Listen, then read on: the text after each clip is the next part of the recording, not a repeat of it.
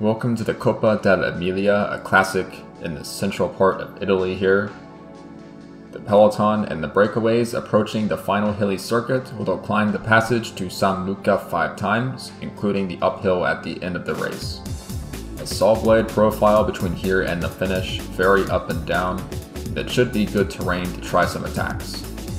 The breakaway group of 9 riders leads by 2 minutes. None of those riders threats to win this bike race. The real action should come from the peloton behind. But the breakaway has started their first passage of the climb to San Luca. Multiple riders from Euskaltel Euskadi and Sismic, AlphaTauri, and Hackett and Kyoto all represented as well. So it looks like most of the teams have riders in this group. And we've got a notification for an attack from the peloton. I'm not sure who it is, we'll have to wait for the observer to get there. But a preview of the finishing climb now. It's steepest at the bottom and in the middle, then it levels off a little bit towards the finish. So 2.5 kilometers long, averaging around 11%. The attacking rider from the peloton is Raul Sanchez of Hackett. So he is trying to bridge across. And another attack from a Hackett rider, it's Odo Schmid also. So that team going on the offensive here in Coppa dell'Emilia. And this team has failed to get results in recent races. They had a decent time in the Benelux Tour, but they've been slowly slipping. They're still solidly in 5th place, but I think they're feeling the pressure from teams behind. So Hackett is going on the attack in the Coppa dell'Emilia, and I think that's a good tactic. Their only real contender to win this race is Manuel Navarro, and Euskaltel Euskadi using a similar tactic. That's Rico Rudiger they're sending up the road. Euskaltel still have Jean-Marie Caillou in this main peloton. But Rudiger and Caillou are not very explosive climbers. They prefer the long, steady climbs, so they'll need to try a long-range attack if they want to win the Coppa dell'Emilia. If it comes down to the final ascent of this climb, it would favor the explosive puncher types, such as Luis Sancho, Yevgeny Balashkov, and Eli Lida. So I think those riders in the AlphaTauri team content to keep things under control and see if Luis Sancho can dominate at the end of the race. In the meantime, Raul Sanchez has caught the breakaways, and I think Rudiger has gone past Odo Schmid. So Schmid is not going to get all the way across there. Now Talia is content to ride some tempo. They do have Rodolfo Lucci as their main leader for this event. 23 kilometers to ride. Grimsby from the breakaway has been caught and dropped, and Rudiger attacking this descent. He's not quite on with this group yet, but he's getting close.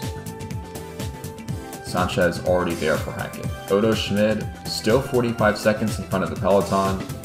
I don't think he's going to get to this front group. 3 more passages of the climb. Still a decent advantage for this breakaway, a minute or so ahead of the main field. And Rudiger's got on, he's got 2 teammates as well, but they're not going to be very helpful on these steep gradients. The peloton is not far away, around 1 minute 20 seconds. Pichuo Forsaw comes to the front now. They must be thinking about Jonathan Kaiser or Virgil Lazarescu for this race. And they don't have a rider in that breakaway, so they do need to chase it down. The other team's not going to help them, except maybe Castelli. And there's Odo Schmid, so he's looking very tired, and you see the early breakaways all getting shed out the back. That group is getting split into pieces. Rudiger and Sanchez still at the front of the race with 2 survivors, Lachlan Baines and Abdulkader Ngama.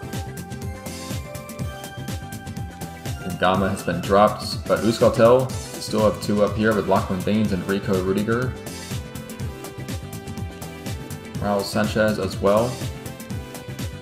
And if the peloton has any hesitation at all, that could present an opportunity for this group to try and win the race. It's certainly not out of the question.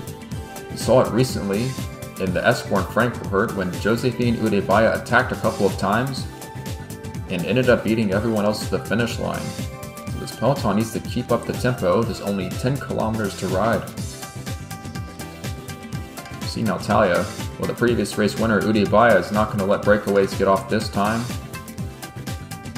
she'll do some work to chase down the attack of Rico Rudiger.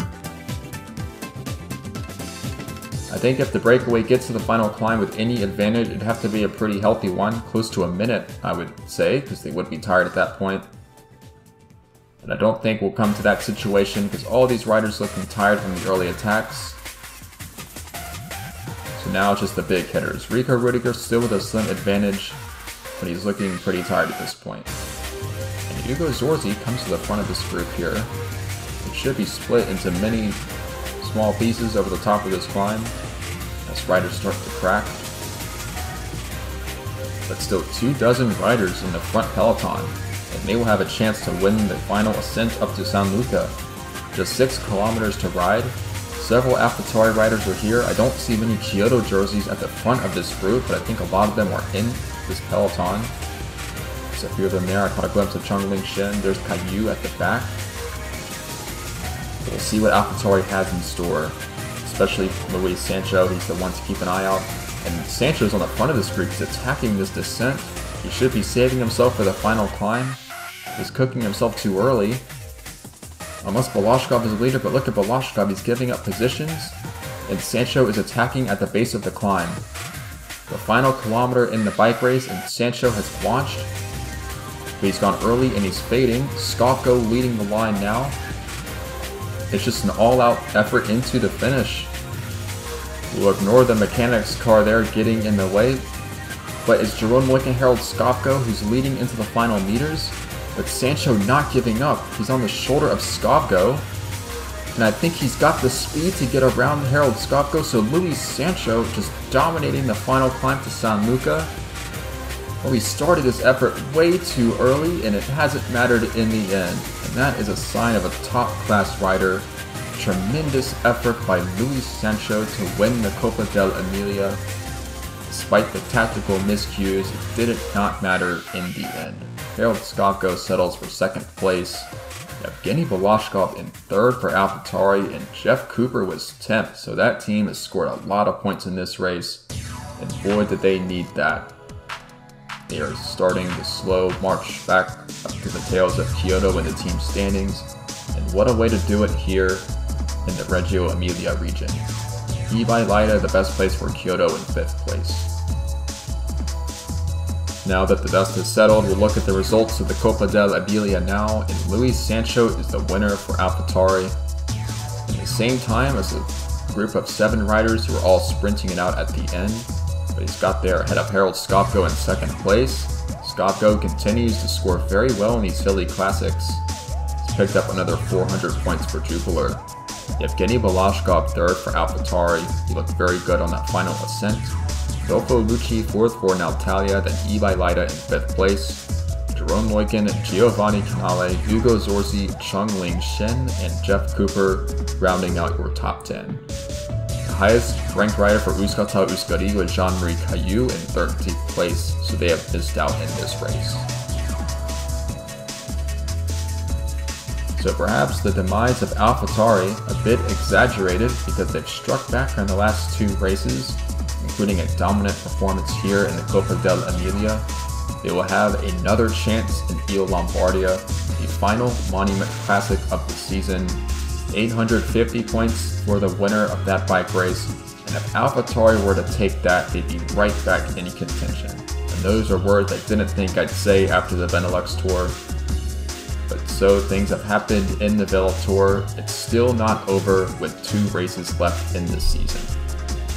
So as always, thank you for watching, and we'll see you next time for Il Lombardia.